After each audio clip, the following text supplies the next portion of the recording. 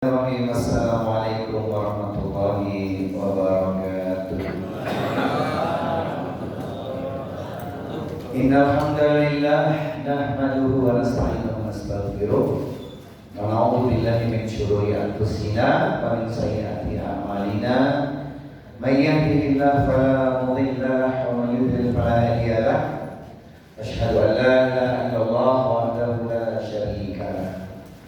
Syahadatan tunjina min adzabillah wa asyhadu anna Muhammadan abduhu wa rasuluhu la nabiyya ba'dah.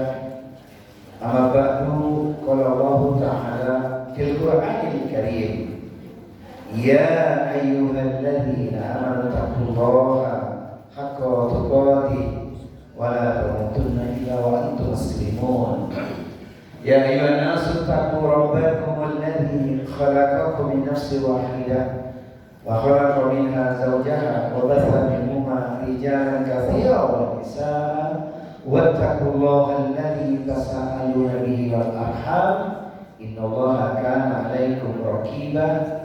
Fa inna ahsanal kalami kalamullah wa khairal huda huda rasulillahi nabiyyina wa sayyidina Muhammadin sallallahu alaihi wa alihi wasallam. Kepada Allah Subhanahu wa taala kita bersyukur setiap saat, setiap keadaan, karena kita pasti tak mampu untuk menghitung nikmat Allah yang teramat banyak. Kepada Nabi Muhammad kita bersolawat, mencintainya, mengamalkan Al-Quran dan As-Sunnah agar kita semua bahagia selama dunia dan akhirat. Amin Allahumma amin. Baik jamaah sekalian, apa kabar pagi hari ini semuanya?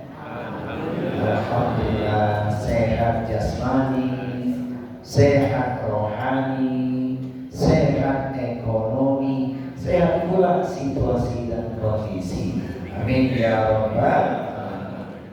Mari kita luruskan ya, karena Allah kita bertemu, karena ukhuwah jangan berpisah. Kita hadir di majelis ilmu, semoga Allah turunkan berkah. Amin ya rabbal alamin. Karena Allah kita bertemu, karena ukhuwah yang berpisah, semangat hadir di majelis ilmu agar kita jadikan ahlul jannah.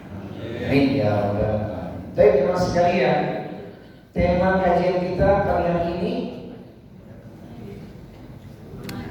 manisnya dosa, pahitnya siksa. Begitulah ungkapan yang sesungguhnya. Dosa itu manis, nikmat sesaat, berujung dengan siksa ya. Maka dikatakan pahitnya siksa. Baik.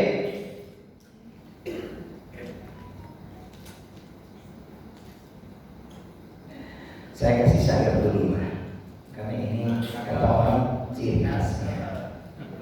Ya.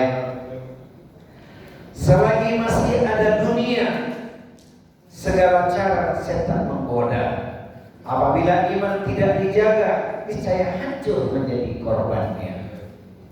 Hidup di dunia singkat dan fana, sedangkan akhirat kekal selamanya. Jangan tertipu manisnya dosa, nikmat sesaat berujung siksa. Saya riwayat Ustaz ada. Baik, ini benar ini ngomongin dosa itu, masya Allah. Setan segala cara akan menggoda kita ya. Nanti kita bukakan dalil-dalilnya dan apa yang mesti kita lakukan supaya kita bisa terlepas dari perbuatan dosa. Ya. Baik. Makna tema ini kan banyak yang nanya ini, apa sih yang dimaksud dengan manisnya dosa, pahitnya siksa?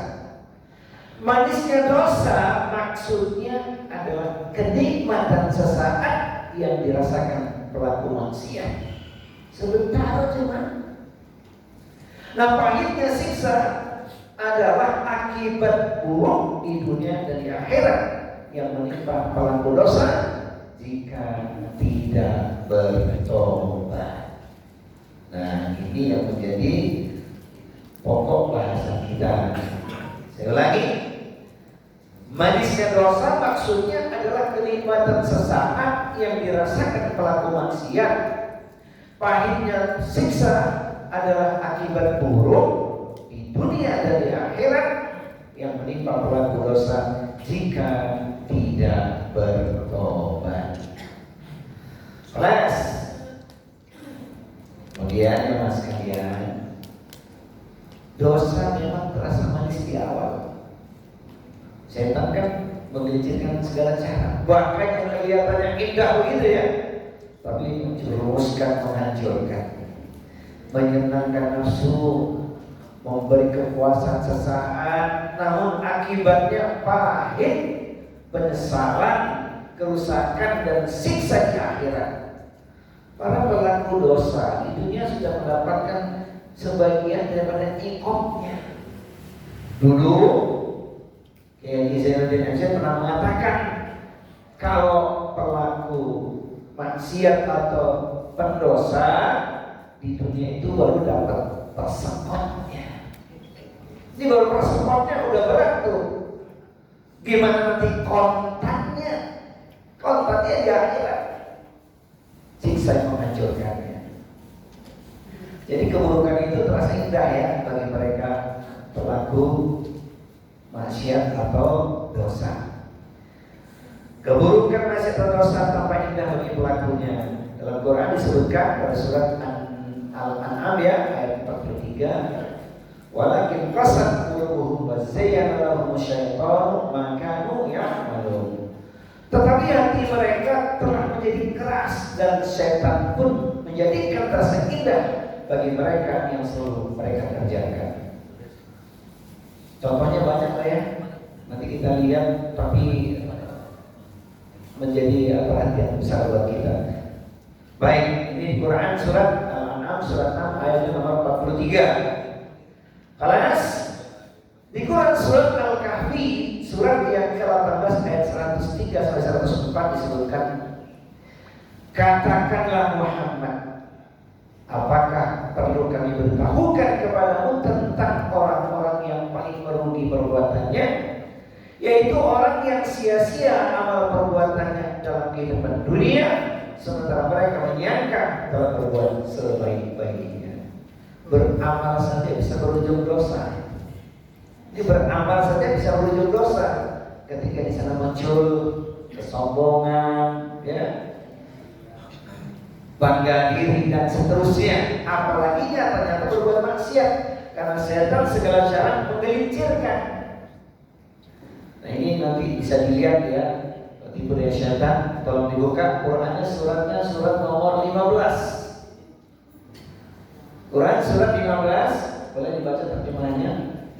Ayatnya nomor 39. Kelakuan setan ya seperti itu. Quran surat 15 ayat di nomor 39. Silakan artinya. Surat 15 Al-Hijr ayat 39. Bagi yang sudah ketemu silakan Pak dibaca terjemahannya. Ya pinjam-pinjam. Biar kita mendapatkan bacanya. Ya. Agar dia menjelaskan kepada mereka apa yang mereka perselisihkan itu. Surat 15 Al-Hijr ayat 39.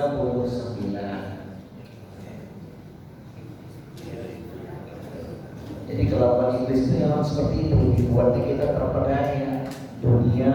Ayo silakan. Ia atau iblis berkata, Tuanku, oleh karena engkau telah memutuskan bahwa aku sesat, aku pasti akan jadikan atau kejahatan terasa indah bagi mereka di bumi, dan aku akan menyesatkan mereka semuanya. Kejahatan terasa indah ya. Itulah kelakuan setan. Tapi kita ingin jadi pemenangnya. Siapa pemenangnya? Ayat yang berikutnya ayat 40-nya. Illa ibadaka minhumul mukhlasin, kecuali orang-orang yang ikhlas. Saya melihat hadir ini wajah-wajah ikhlas semua. Baik. Nah, dosa itu membutakan hati.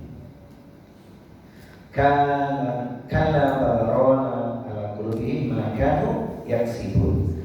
Sekali-kali tidak, bahkan telah berkarat tertutup hati mereka oleh apa yang selalu mereka kerjakan, yaitu dosa. Quran surat Al-Tawfiqin surat 83 ayat 14. Hadis Nabi, apabila seorang hamba melakukan dosa, akan dititikkan titik hitam di hatinya. Jika ia bertobat, titik itu dihapus. Jika tidak, maka titik hitam itu terus bertambah hingga menutupi seluruh hati. Jadi setiap perbuatan dosa itu dititikkan di hatinya titik hitam. Kalau dia bertobat dihapus.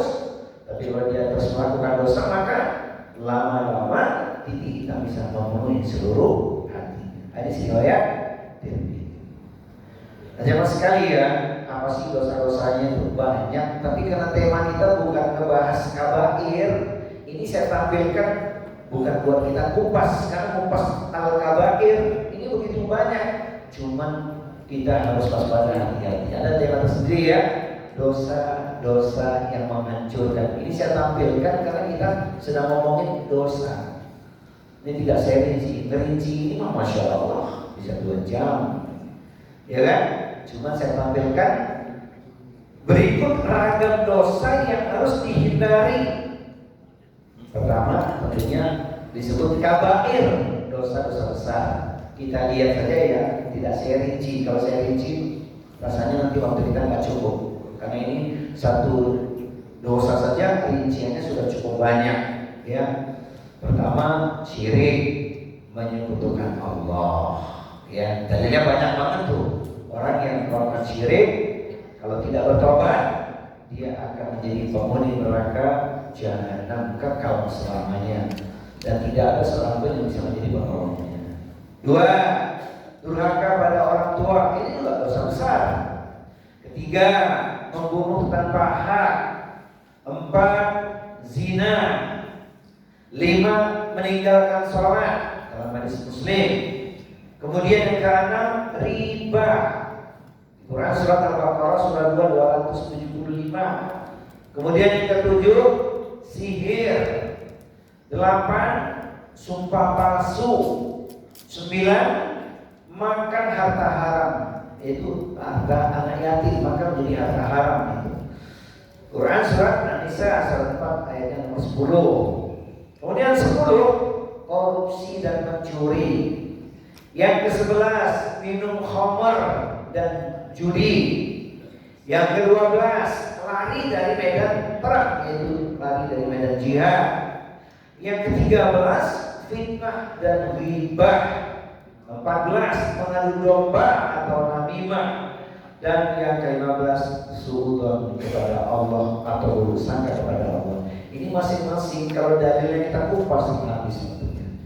Tapi kita pernah dengar kan namanya kabair, yaitu dosa-dosa besar dalam kitab yang ditulis oleh Imam Al-Zahabi.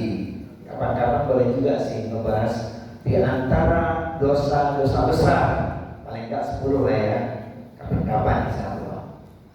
Baik jemaah sekalian, nah sekarang klasifikasi klasifikasi dosa, bentuk ragamnya itu ada, yaitu yang berikut disebut dosa hati. Apa itu dosa hati?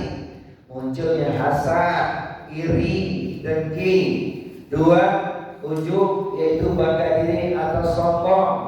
Kemudian yang ketiga, riya, pamer ibadah. Yang keempat, takabur, ini lebih detail lagi tentang sombongnya.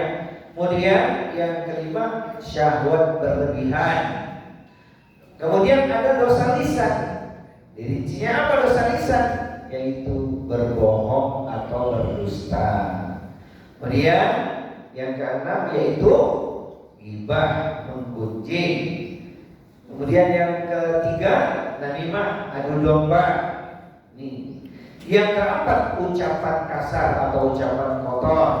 Dan yang kelima, adalah mencela dan menghina. Ya foto-foto aja lah untuk direnung-renungkan gitu ya, di share di grup juga boleh supaya waspada dan hati-hati. Ini kalau dicatat cukup panjang ya. Kelas. Nah, sekarang yang berikutnya, klasifikasi dosa berikutnya adalah disebut dosa sosial. Apa dosa sosial? Menzalimi orang lain, tidak menunaikan amanah, berbuat zalim kepada orang, kemudian tidak menunaikan amanah. Yang ketiga, berbuat curang dalam transaksi. Kemudian yang keempat, melanggar hak tetangga. Yang kelima, tidak menafkahi keluarga. Ini khususnya bagi suami. Dan yang kelima disebut klasifikasi dosa yang terkait dengan akhlak, yaitu seorang yang marahnya berlebihan. Dia seorang pemarah, tidak sabar, kemudian malas melakukan kebaikan. 4, cinta dunia berlebihan atau hubun dunia. Dan yang kelima, lalai dari mengingat Allah. Ini sudah banyak dosa-dosanya Pak ya. Padahal ketika sudah dilakukan itu, setan makin senang. Baik, nah kita tutup nomor ini dengan pesan hadis berikut ini agar kita bisa berlepas diri. Nabi SAW bersabda, jauhilah dosa-dosa kecil, karena apabila terkumpul akan membinasakan pelakunya. Dari riwayat Ahmad dan Tabrani. Semoga Allah menjaga kita dari dosa-dosa ini dan memberi taufik untuk bertaubat, karena kita tidak lepas dari kesalahan atau dosa. Kullu bani Adam khata'un wa khairul khata'ina at-tawwabun. Jamaah sekalian, apa yang bisa kita ambil hikmahnya? Perhatikan, dosa-dosa kecil saja mesti dijauhi, apalagi dosa besar. Dosa-dosa kecil saja harus dijauhi, apalagi dosa-dosa besar yang jumlahnya sekian banyak itu. Jadi makin dilakukan nanti makin terjerumus ke dalamnya. Na'udzubillah min dzalik.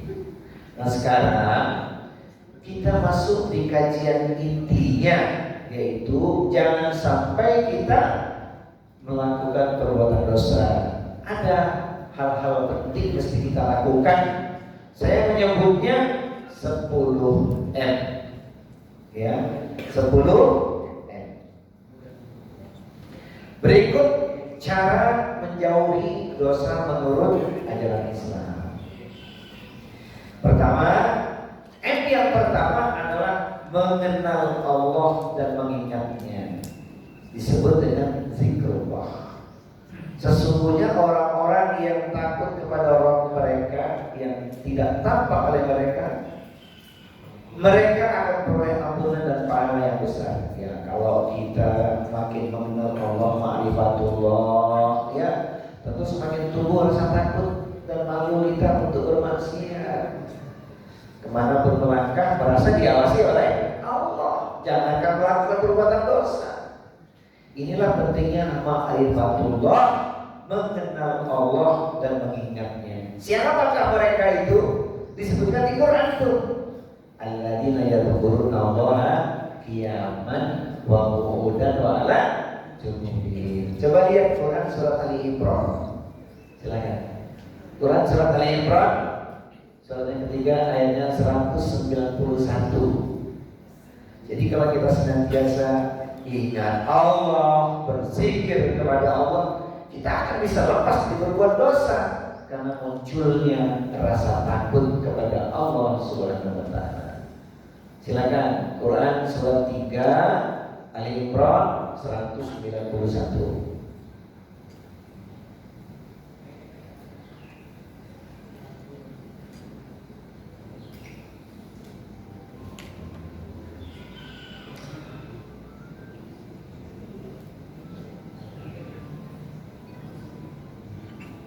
Dan mereka memikirkan tentang penciptaan langit dan bumi, seraya berkata, ya Tuhan kami, tidaklah Engkau menciptakan semua ini sia-sia. Maha suci Engkau lindungilah kami dari azab neraka. Ya. Duduk, berdiri, berbaring, ingat Allah, berzikir pada Allah. Bagaimana dia akan melakukan dosa? Karena merasa diawasi Allah, malu berbuat maksiat. Nah ini dia. Ini yang paling penting pertama, itu senantiasa mengenal Allah, mengingat Allah dengan zikrullah. Jangan lupa zikir ini banyak sekali ya. Pagi-pagi kita sudah selesai sholat subuh. Jangan lupa 3 permohonan. Kalau belum, ini momennya nih, mumpung kita masih di waktu pagi, 3 permohonan ya. Allahumma inni as'aluka ilman nafi'an wa rizqan thayyiban wa amalan mutaqabbalan. Bukankah 3 hal itu sangat kita perlukan itu? Allahumma inni as'aluka ilman nafi'an wa rizqan thayyiban wa amalan mutaqabbalan. Ya Allah, aku mohon padamu berilah apa yang pertama? Ilmu yang bermanfaat. Yang kedua, rezeki yang thayyib, berkah, luas, halal. Dan yang tidak kalah penting itu amal yang diterima. Kita khawatir jika amal yang kita lakukan tidak diterima oleh Allah Subhanahu wa taala. Nah, di Quran surat Al-Mulk ini disebutkan ya, yaitu di Quran surat 7 ayat 12, mereka akan peroleh ampunan dan paling besar. Kenapa? Karena mereka senantiasa mengingat Allah, muncul rasa takutnya kepada Allah. Semakin kenal Allah, semakin tumbuh rasa takut dan malu untuk bermaksiat. Kelas yang kedua, yaitu M yang kedua, menjaga sholat. Sholat ini luar biasa. Bagaimana mau maksiat? Bagaimana ingin berbuat dosa? Karena keutamaan luar biasa. Inna sholata tanha 'anil fahsya'i wal munkar. Yaitu sesungguhnya sholat itu mencegah dari perbuatan keji dan munkar. Quran surat Al-Ankabut surat 29 ayatnya ada di nomor 45. Dan kalau ngomongin sholat ini ada hadis Bukhari. Hadis ini luar biasa. Nabi mengatakan, hati-hati jangan sampai meninggalkan sholat. Wala tatrukanna sholatan maktubatan muta'ammidan. Fa inna man taraka sholatan maktubatan muta'ammidan faqad buri'at minhu dhimmatullah. Jangan kau tinggalkan sholat fardu 5 waktu dengan sengaja. Karena barang siapa yang meninggalkan sholat fardu 5 waktu dengan sengaja, dia tidak akan mendapat jaminan atau perlindungan dari Allah. Bayangin itu, hidupnya nggak akan dijamin, tidak ada perlindungan untuknya ketika dia meninggalkan sholat. Ini urusan sholat, perinciannya kan sudah sering kita dengar. Banyak sekali keutamaannya. Sholat sebagai penghambaan diri, bahkan sholat menjadi solusi. Jangankan sholat fardu, sholat sunnah saja kita semangat ya. Alhamdulillah.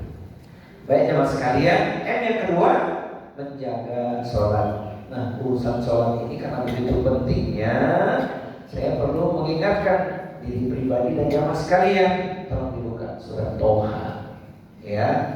Nih, perintah setelah mentauhidkan Allah adalah sholat. Quran surat Toha ayat nomor 14. A'udzu billahi samii'il 'aliim minasyaitonir rajim. Innani anallah la ilaha illa ana fa'budni wa aqimis sholata li dzikri. Quran surat Toha surat yang ke-20 ayat di nomor 14. Ayo. Sungguh aku ini Allah, tidak ada Tuhan selain aku. Maka sembahlah aku dan laksanakan sholat untuk mengingat aku. Nah, ini itu sendiri ya. Bagaimana untuk keluarga? Ini penting banget nih. Ayatnya di nomor 132 surat yang sama Toha. Wa'mur ahlaka bis-sholati wastabir 'alaiha. 132. Dan perintahkanlah keluargamu melaksanakan sholat dan sabar dalam mengerjakannya. Kami tidak meminta rezeki kepadamu, kamilah yang memberi rezeki kepadamu. Dan akibat yang baik di akhirat adalah bagi orang yang bertakwa. Alhamdulillah, urusan sholat tidak ada bandingan karena tidak bisa diwakilkan. Sholat harus dilakukan nafsi. Caranya ya alhamdulillah bisa berjamaah. Maka begitu pentingnya urusan sholat agar kita terbebas dari benih-benih kemunafikan, khusus bagi kaum laki-laki. Kalau tidak ada uzur, hendaknya dia sholat di masjid, di rumah Allah. Boleh di masjid, boleh di surau, boleh di musola, dan tidak boleh dilanggar. Tidak boleh bolehnya di dalam langgar. Katanya begitu tuh. Iya serius. Kenapa begitu pentingnya? Sebab kita tidak ingin terkena benih-benih kemunafikan. Inna afdhala salatin 'alal munafiqina salatil isya'i wa salatil fajri walau ya'lamuna ma fihima la atauhuma walau habwan.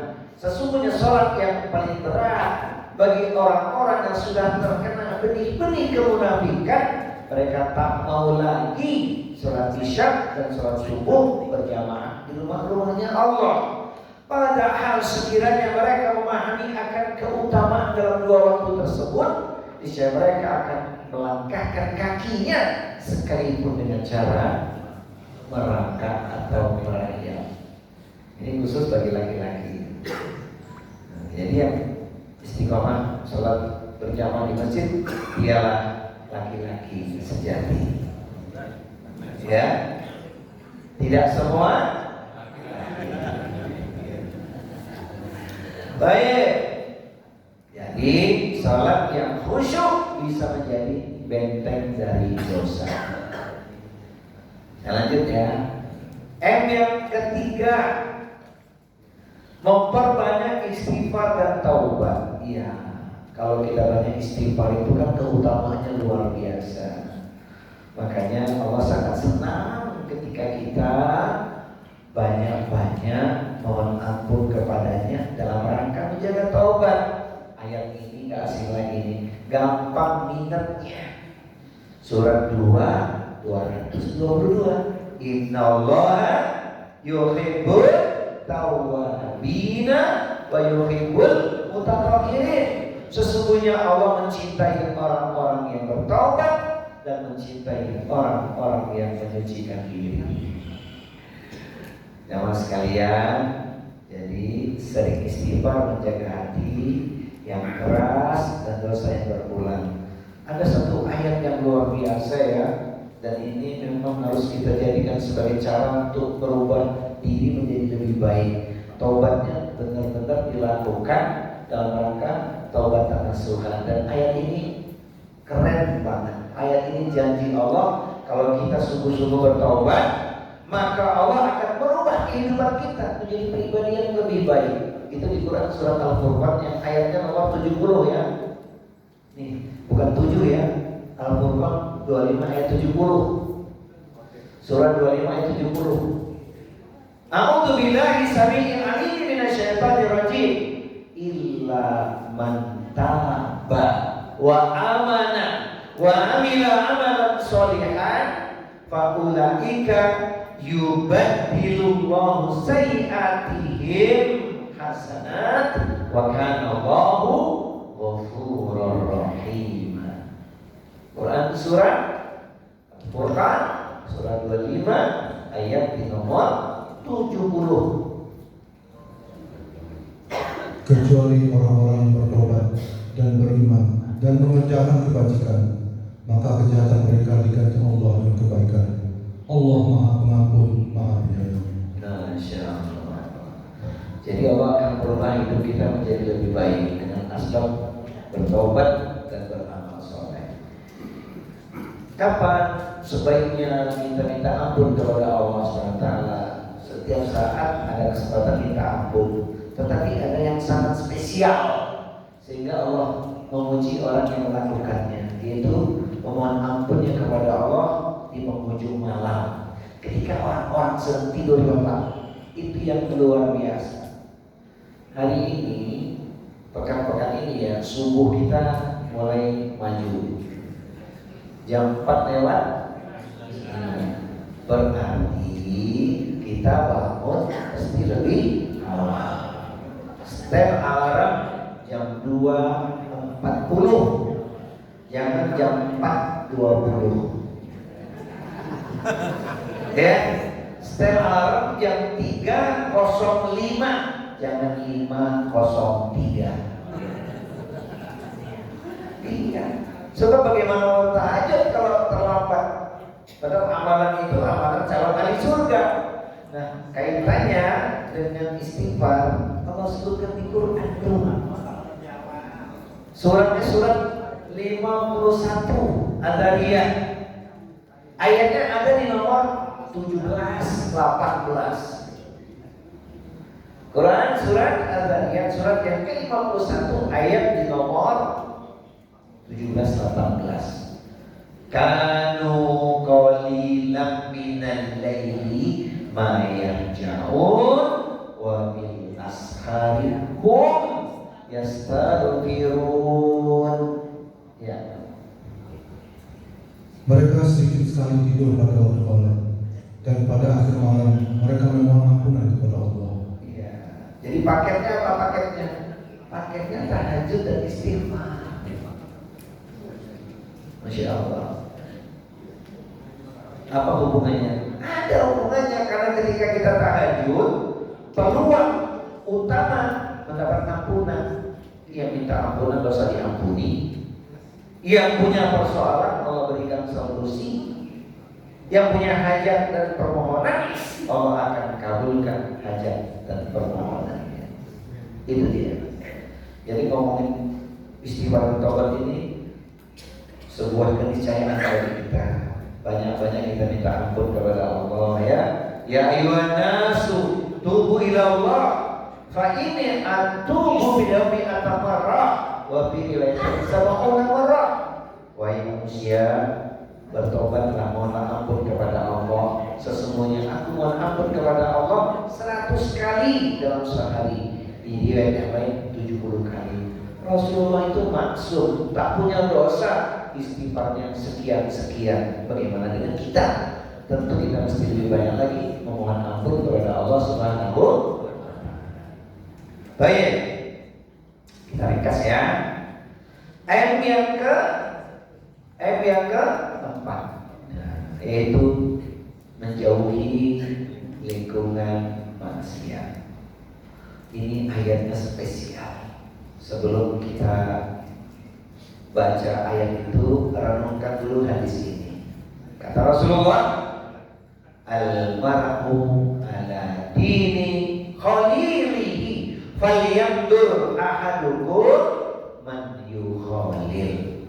Itu artinya seseorang itu tergantung agama teman dekatnya. Maka lihatlah siapa yang dia jadikan kawan akrabnya. Hati-hati, tidak semua orang bisa kita jadikan kawan akrab. Kalau teman bergaul, kolega bisnis, tak ada masalah. Justru itu jadi ruang untuk kita mendakwahi mereka.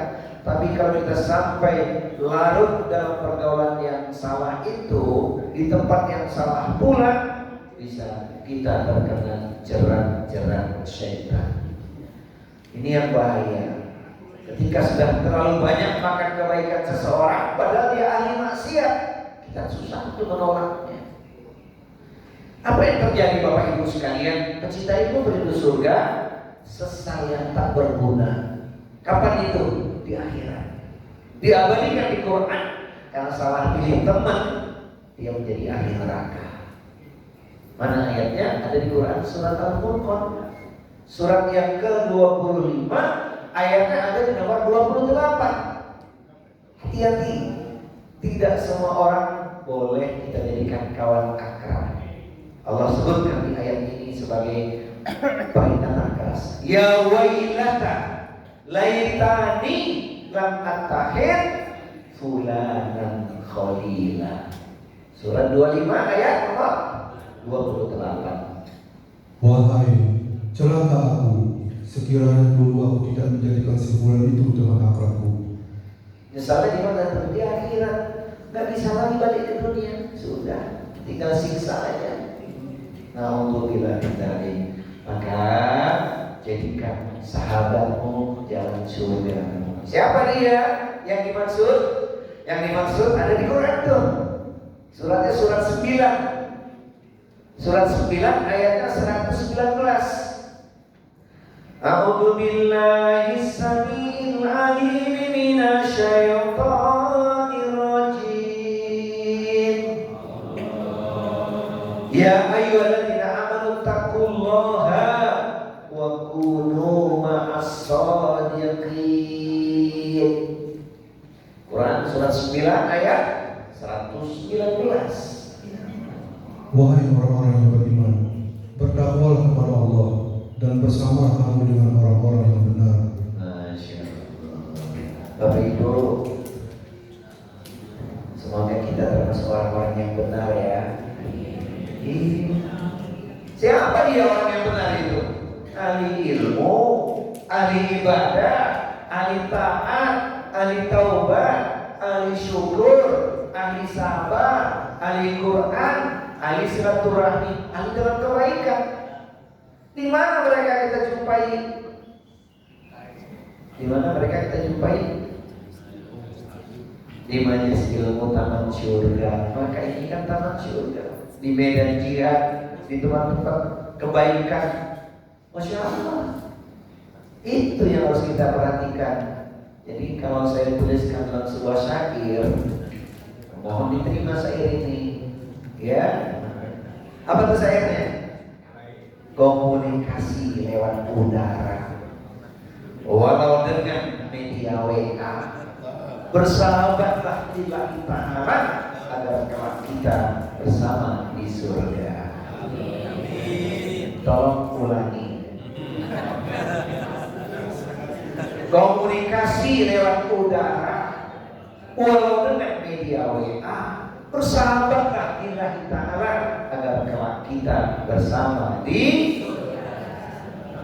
kata siapa? Kata kita semua. Begitu dong. Jangan kata Ustaz saja. Ini ya Masya Allah. Tuh. Gambarannya apa sih kalau kita punya teman yang soleh itu? Gambarannya seperti kita dekat dengan penjual minyak wangi, ya kan? Baik. Nah, lingkungan buruk mudah menyeret ke maksiat, maka jauhi dan cari tempat yang soleh. Ini saya lihat wajah-wajah orang soleh semua di sini. Masya Allah. Iya, kan bahagia dengan orang-orang soleh ini sama-sama masuk surga ya.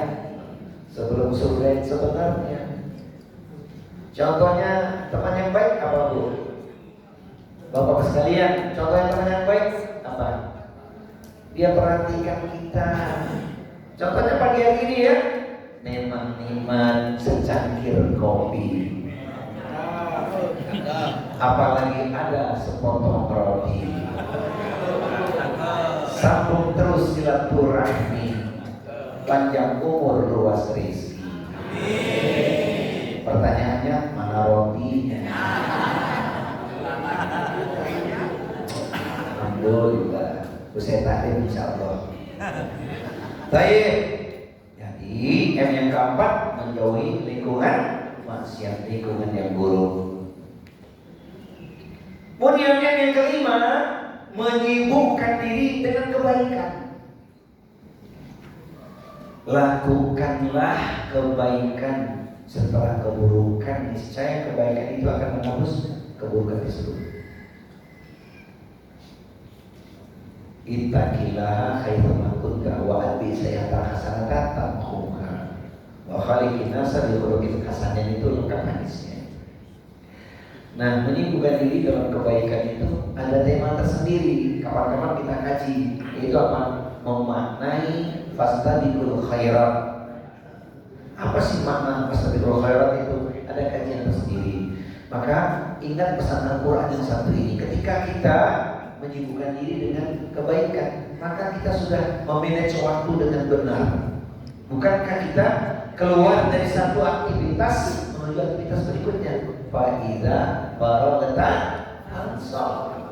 Kalau sudah selesai dari satu amalan, satu kegiatan, kesibukan, lanjutkan pada kesibukan yang berikutnya.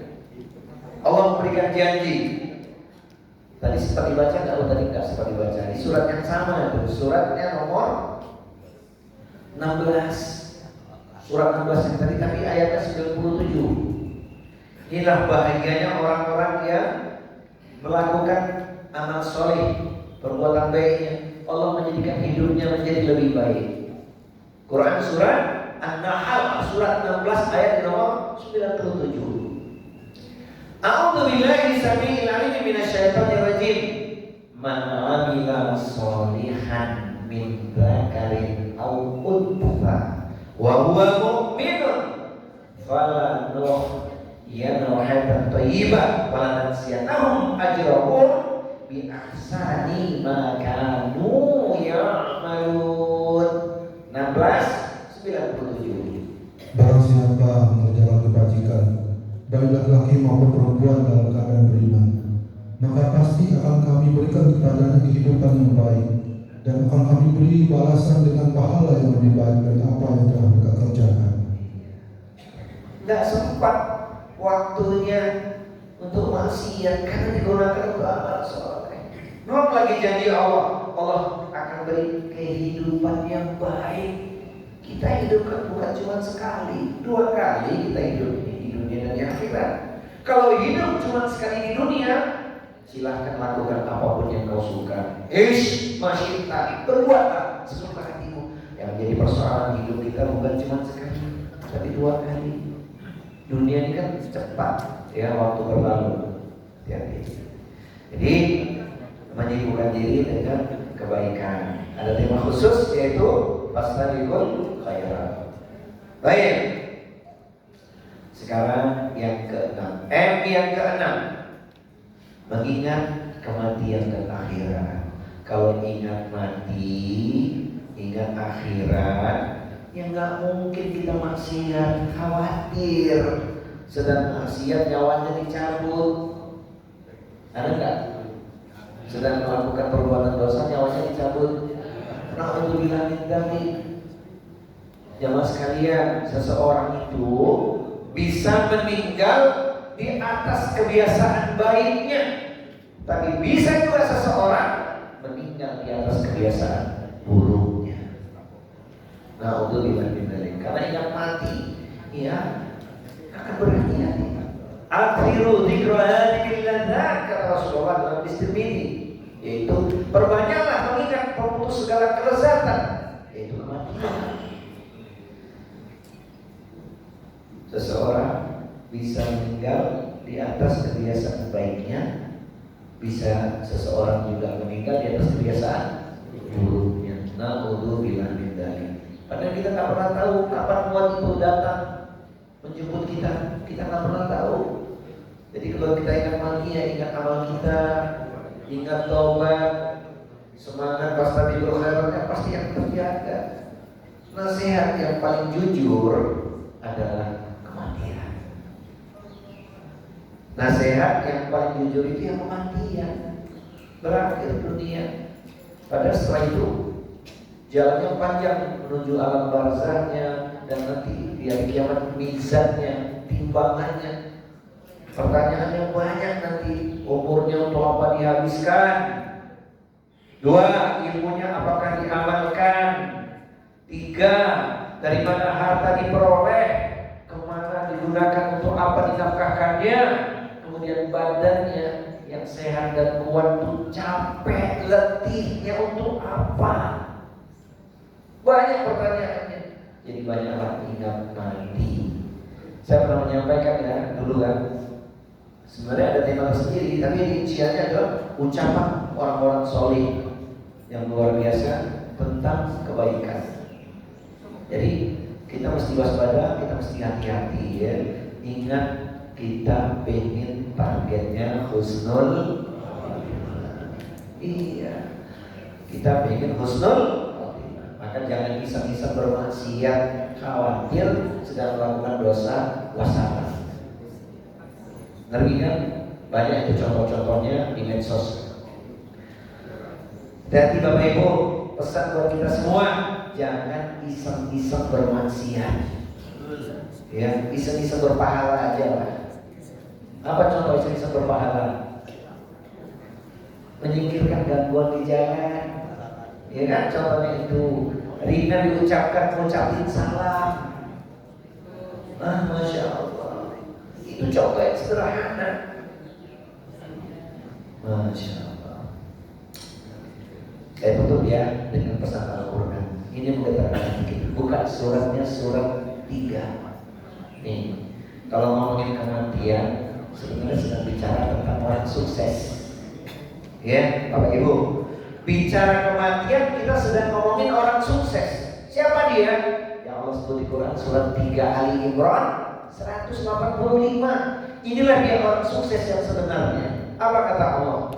Kullu nafsin dha'iqatul maut wa innama tuwaffawna ujurakum yawmal qiyamah faman zuhziha 'anil nari wa udkhilal jannah faqad faz wa mal hayatud dunya illa mata'ul ghurur.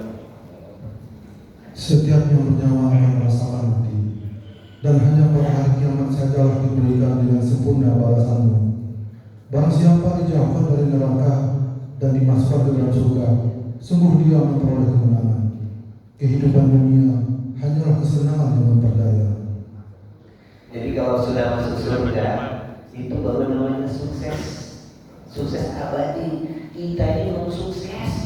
Kita sekarang sedang mengejar karir yang sebenarnya husnul khotimah itu. Jamaah sekalian ya. Sukses ukuran dunia relatif. Ya. Sebab Allah kasih porsi masing-masing itu beda. Jadi ingat ya, jangan merasa kita sudah sukses. Khawatir kita merasa sudah sukses, lengah. Sementara syaitan segala cara menggelincirkan kita. Ya, itu ucapan para ulama itu. Sukses abadi, sukses yang sesungguhnya adalah ketika sudah masuk surga. Ya, itulah Quran surat Al-Imran surat 3 140. Kita lanjut. Mengingat kematian membuat kita berhenti menikmati dosa. Kenapa dikatakan menikmati dosa? Dosa itu dilakukan makin nikmat, Pak. Apalagi nggak ketahuan, ya. Betul nggak? Nggak ketahuan, pengen lagi, ujung-ujungnya apa? Sisa mati. Ya, hati-hati, nikmat, tahu-tahu, ya, tahu-tahu ketangkap KPK. Hati-hati ya. Nomor yang ke-7, menyadari bahaya maksiat. Masya Allah. Ini gimana mau melakukan dosa? Menyadari bahayanya maksiat. Yaitu kalau dosa dilakukan Allah murka. Di antara ayatnya ya, perhatikan nih. Kalau ayat ini kita renungkan, kita gak akan melakukan dosa. Takut dampak buruknya menimpa orang banyak, bukan cuma diri kita. Quran surat Al-Anfal surat yang ke-8 ayatnya ada di nomor 25. A'udzu billahi samiil 'aliim minasy syaithaanir rajiim. Wattaqu fitnatan la tusibanna alladziina zalamu minkum khassah wa'lamu annallaha syadidul iqab. Dan peliharalah dirimu dari siksaan yang tidak hanya menimpa orang-orang yang zalim saja di antara kamu. Ketahuilah bahwa Allah sangat keras siksaan. Gimana tuh kalau maksiat dilakukan oleh seseorang, dampak buruknya cuma mengenai diri dia atau orang banyak? Orang banyak, keluarganya ke bawah. lingkungannya ke bawah, profesinya ke bawah, dan rusak. Ini jadi kalau ingin maksiat mikir-mikir, hati-hati, ya kan? Kalau dia seorang laki-laki, pertanyaannya berapa itu? Itu suaminya siapa? Itu ayahnya siapa? Itu gongnya siapa kalau sudah jadi kakek? Kalau dia punya jabatan, jabatannya sebutnya apa? Ya kan? Kalau dia seorang wanita, pertanyaannya itu istrinya siapa? Emaknya siapa? Neneknya siapa? Kalau dia punya jabatan, wah, nambah lagi. Kalau dia seorang anak, itu anaknya siapa? Cucunya siapa? Kalau dia seorang ustaz, naudzubillah min, itu bahayanya maksiat. Allah murka. Nabi mengatakan dalam hadis Bukhari juga, iya kubal maksiat, fa'inna bil maksiati halasutullah. Jauhi olehmu berbuat maksiat, karena Allah akan turun dengan kemurkaannya. Murkanya Allah. Lihat Quran surat Ar-Rum, surat 30 ayat 41. Karena kelakuan manusia kalau berikan pada mereka murka Allah dengan kondisi yang berbeda-beda. Lihat Quran surat Ar-Rum, surat yang ke-30 ayatnya ada di nomor 41. Dhahara fasadu fil barri wal bahri bima kasabat aydin nas liyudhiqa ba'dal ladzi amilu la'allahum yarji'un. Telah tampak kerusakan di darat dan di laut disebabkan perbuatan tangan manusia. Allah menghendaki agar mereka merasakan sebagian dari akibat perbuatan mereka, agar mereka kembali ke jalan yang benar.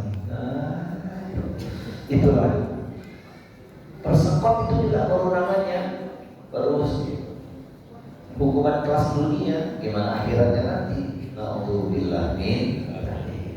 Ya, nomor 7 kita cukupkan ya. Walaupun perinciannya nih bisa diluaskan, cukup untuk kita menyadari bahaya maksiat untuk diri, keluarga, lingkungan, sosial, masyarakatnya, bahkan bagi negerinya.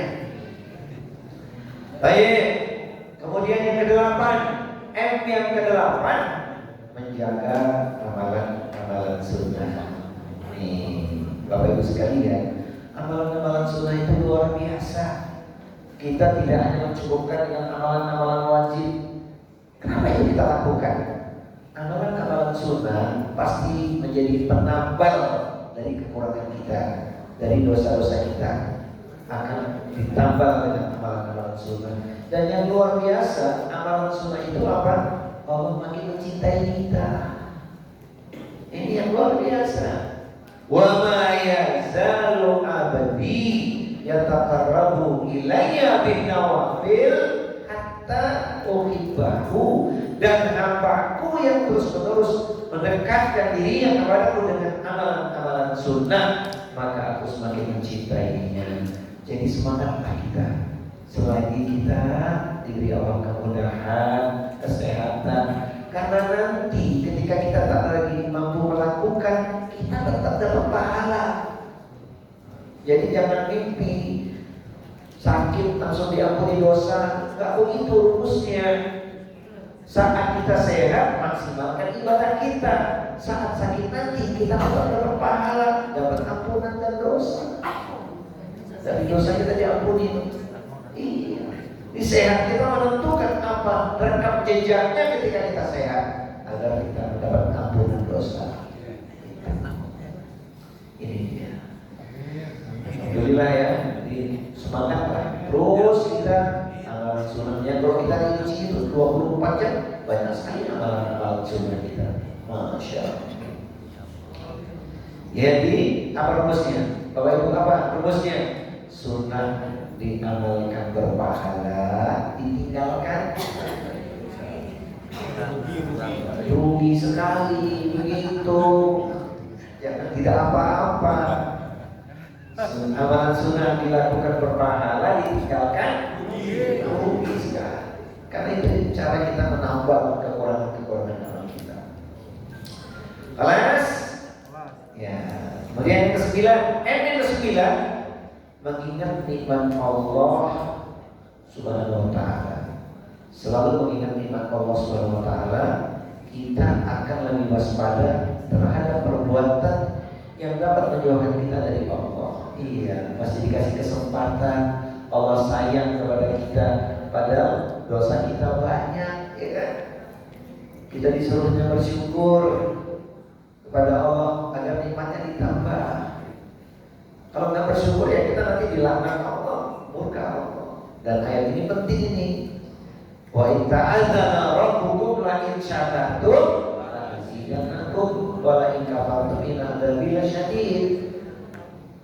Beri kabar gembira, informasikan, let know please. Yang bersyukur nikmat ditambah, yang kufur disiksa.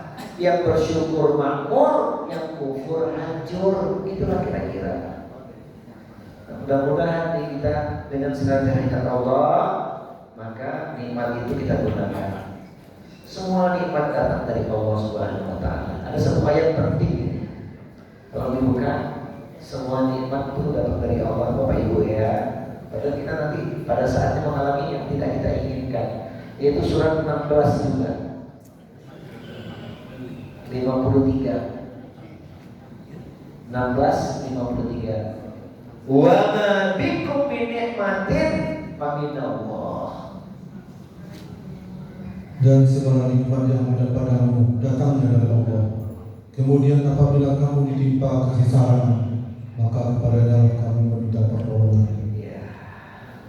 Jadi jemaah sekalian, banyak ingat Allah, mengingat nikmat yang telah Allah beri begitu banyak, tak mampu kita untuk menghitungnya. Wa in ta'uddu ni'matallahi la tuhsuha innal insana ladzalumun kafar. Kalau engkau ingin menghitung nikmat Allah, niscaya kau tak mampu untuk menghitungnya. Tetapi manusia itu banyak yang zalim, mengingkari nikmat Allah Subhanahu wa taala. Kelas? Nah, M yang terakhir ya, sesuai dengan waktu kita ya. M yang terakhir yaitu memohon perlindungan. Memohon perlindungan. Maksudnya berdoa. Kita ini makhluk yang lemah. Kalau nggak berdoa kepada Allah, kepada siapa lagi? Iya kan? Nah, di antara doa-doa yang saya nukilkan di sini, nah kita semua sudah hafal ini. Yang penting itu memohonnya dengan sungguh-sungguh, istiqomah, penghayatan supaya Allah kabulkan. Pertama, yaitu minta agar Allah kuatkan tauhid kita. Rabbana la tuzigh qulubana ba'da idh hadaytana wa hab lana min ladunka rahmah innaka antal wahhab. Ya Rabb kami, ya Tuhan kami, janganlah Kau jadikan hati kami condong kepada kesesatan sesudah Engkau beri petunjuk kepada kami, dan karuniakanlah kepada kami rahmat dari sisi-Mu. Sesungguhnya Engkaulah Maha Pemberi karunia. Yang ini masuk apa ya? Jangan lupa saya sholat fardu mohon kepada Allah terus berdoa. Kemudian ini doa juga luar biasa agar kita terlepas dari hal-hal yang tidak kita inginkan. Bapak Ibu sudah hafal doa ini? Ya kita baca sama-sama ya. Allahumma inni a'udzubika. Allahumma inni a'udzubika min munkaratil akhlaqi wal a'mali wal ahwa'i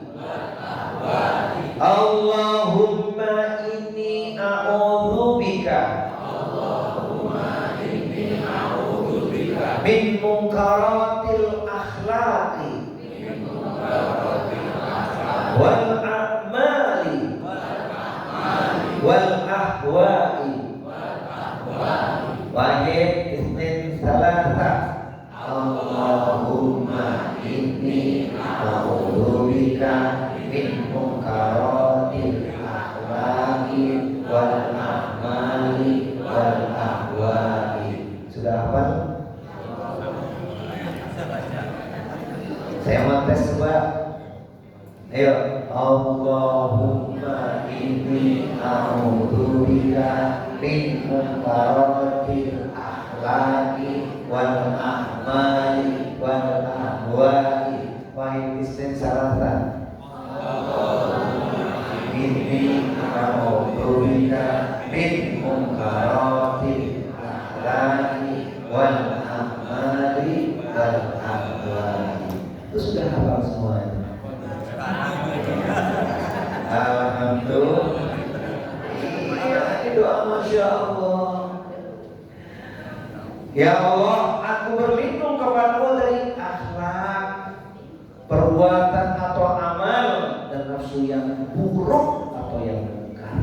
Ini 3 perkara yang harus kita waspada. Jadi jangan sampai akhlak kita buruk, jangan sampai perbuatan kita buruk atau mungkar, jangan sampai hawa nafsu kita terjerumus kepada kemungkaran atau nafsu yang buruk. Nah, untuk amin. Masya Allah. Ini doa diantaranya ya. Nah, menutup doa berikutnya, sekedar kita ingat kembali, yang penting jangan lupa 3 permohonan ini ya. Nah, kita kan semua hafal nih. Wahid isnin salasa. Allahumma inni as'aluka husnal khatimah. Allahumma rzuqni taubatan nasuha qablal maut. Allahumma ya muqallibal qulub tsabbit qalbi ala dinik. Jangan lupa baca ketika kita sujud, terutama sujud terakhir ya. Sebab setelah sujud terakhir nggak ada sujud lagi.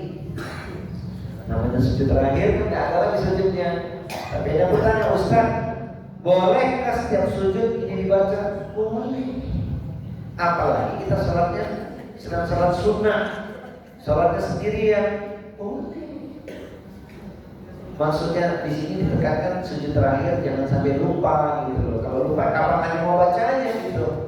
Jadi ketika kita salat sunnah itu, setiap sholat sunnah sujud ini kita baca boleh. Subhanarabbiyal a'la wa bihamdihi, kemudian baca ini. Ya Allah, aku memohon kepadamu husnul khotimah, akhir kehidupan yang baik. Ya Allah, anugerahkanlah kepadaku taubat yang sebenarnya sebelum kematian. Ya Allah, Zat yang membolak-balikan hati, tetapkanlah hatiku di atas agamamu. Semua sudah mengamalkan doanya. Alhamdulillah. Nah, jemaah sekalian, di awal tadi saya buka dengan syair, ditutup juga dengan syair. Ini dia syairnya. Kita berlindung kepada Allah sepenuh hati, agar terlepas candu dosa yang merusak diri. Karena tiada nikmat yang sejati kecuali meraih ridho ilahi. Kata Ustaz Anwar. Iya, jadi dosa itu bak candu, makin dilakukan makin nikmat, padahal sesaat itu. Hati-hati. Setan gak pernah tinggal diam, dibius kita, disulap kita, padahal itu menghancurkan kita. Oleh karena itu, hendaknya kita berlepas diri. Manisnya dosa, pahitnya siksa. Itulah kajian kita. Semoga bermanfaat. Allahumma a'lam bishawab.